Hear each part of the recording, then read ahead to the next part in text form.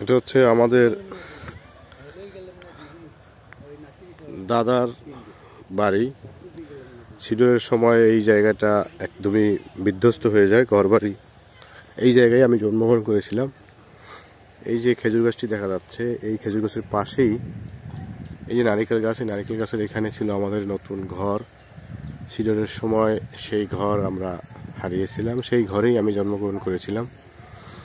তো সিডরের পরবর্তীতে আর এখানে বসবাস করা সম্ভব হয়নি, অন্য জায়গায় স্থানান্তরিত হতে হয়েছিল। এই হচ্ছে সেই নদী, বিষখালী নদী, বরগুনা জেলার বিষখালী নদী। এই নদীর আগাতেই সব তছনছ হয়ে গিয়েছিল 2007 সালের 15ই নভেম্বরের সিডরে। আমি যেখানটাতে দাঁড়িয়েছি এখান থেকে এই যে নদী দেখা যাচ্ছে, আরও অনেক দূরে ছিল বেড়িবাঁধ। সেই বেড়িবাঁধ কিন্তু ভেঙে চুরমার হয়ে গিয়েছে। এবং এই যে দেখা যাচ্ছে খেজুর গাছ, এই খেজুর গাছের এখান থেকেই পাশাপাশি আমাদের 3 চাচার 3টি ঘর ছিল। সেই 3টি ঘরই কিন্তু সিডরের সময় একেবারেই ভেঙে চুরমার হয়ে গেছিল। এই যে এখানে দেখা যাচ্ছে, এটা হচ্ছে আমাদের সেই পুরাতন বাড়ির পুকুর, যে পুকুরেই আমার জন্মের পরে গোসল করতাম, এই পুকুরেই আমি সাঁতার কাটতাম। সেই পুকুরটা কিন্তু এখন নেই। এই যে খেজুর গাছটি, এই খেজুর গাছের রস খেয়েই বড় হয়েছিলাম, কিন্তু আজকে আর কিছুই হচ্ছে না। আর এটা হচ্ছে আমাদের সেই পুরাতন পারিবারিক কবরস্থান। কবরস্থানটি নমুনা রয়েছে, কিন্তু এখন এটা ইটের বাটায় পুরো এলাকাটা এখন দখল হয়ে গিয়েছে। আর তারা শুধু এই পারিবারিক কবরস্থানের জায়গাটিতে রেখেছে, কিন্তু এখানে যে কবরস্থানগুলো আছে এখন পর্যন্ত এখন আর বোঝা যাচ্ছে না যে কোনটা আমার দাদার, কোনটা তার ভাইয়ের, কোনটা তাদের ছেলেদের কবর। সমতল হয়ে গিয়েছে, যার কারণে এখন আর চিহ্নিত করা খুব সম্ভব হচ্ছে না। তো এই কিছুদিনের মধ্যেই হয়তোবা এই নদী তার এই যে কবরস্থানটি, এটাও হয়তোবা গ্রাস করে ফেলবে, কারণ এখানে দেখা যাচ্ছে এই পর্যন্ত ভেঙে কিন্তু চলে আসছে নদী। তো এখানে এই যে নদীটা ভাঙন যাতে কম হয় সেজন্য কিছু সরকারিভাবে গাছ লাগানো হয়েছিল, সেই গাছগুলো চলে গিয়েছে, এখন আর গাছগুলো কিন্তু নেই। তো এই যে খেজুর গাছ দেখা যাচ্ছে, এখানেই আমরা এখানে সকল কাজিনরা মিলে এখানে একটা বড় উঠোন ছিল, সেই উঠোনে কিন্তু খেলাধুলা করতাম। আজকে সেই বিষয়গুলো সবই স্মৃতি হয়ে গিয়েছে, স্বপ্ন হয়ে গিয়েছে। এখন আর এই স্বপ্ন এখন আর কখনোই ফিরে পাওয়া সম্ভব নয়, কারণ এই যে সর্বনাশা নদী, সেই নদী কিন্তু আমাদের সব কিছু কেড়ে নিয়েছে।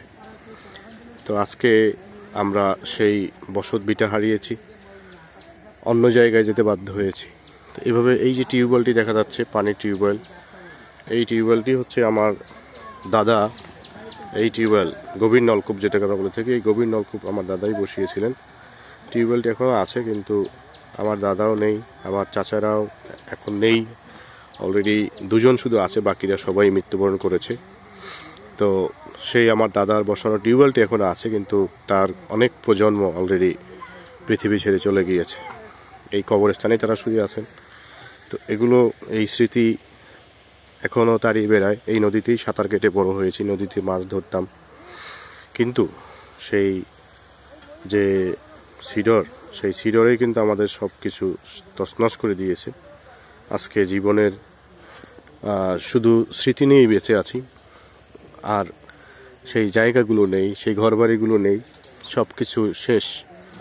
এখন অন্য জায়গায় গিয়ে অনেকেই এখান থেকে অনেক দূরত্বে চলে গিয়েছেন, অনেকে হয়তো কাছাকাছি ঘরবাড়ি তুলে আছেন নতুন বেড়িবাঁধের ভিতরে, কিন্তু সেই যে শৈশবের স্মৃতি, সেটা কিন্তু আর এখন আর ফিরে পাচ্ছি না। এখন সেই স্মৃতিটুকু, মেমোরিতে যতটুকু আছে ততটুকুই চোখ বন্ধ করলে, যখন একা একা বসে থাকি তখন এগুলো আসলে মনে পড়ে, তখন অনেক বেশি স্মৃতিকাতর হয়ে যায়।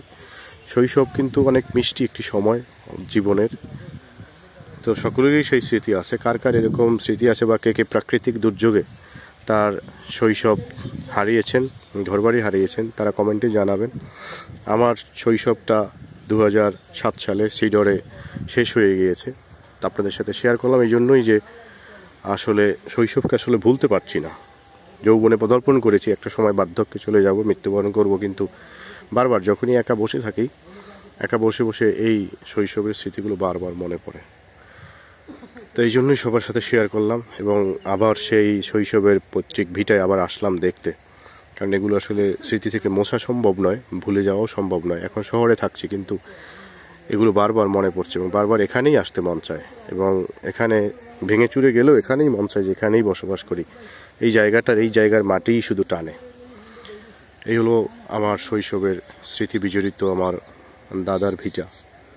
এটাকে অনেক ভালোবাসি এবং এটার প্রতি অনেক স্মৃতি এবং অনেক মায়া জড়িয়ে আছে। তো সবার সাথে শেয়ার করলাম। ধন্যবাদ। আপনাদেরও যদি কারো এরকম থাকে তাহলে অবশ্যই কমেন্টে জানাবেন। আল্লাহ হাফেজ।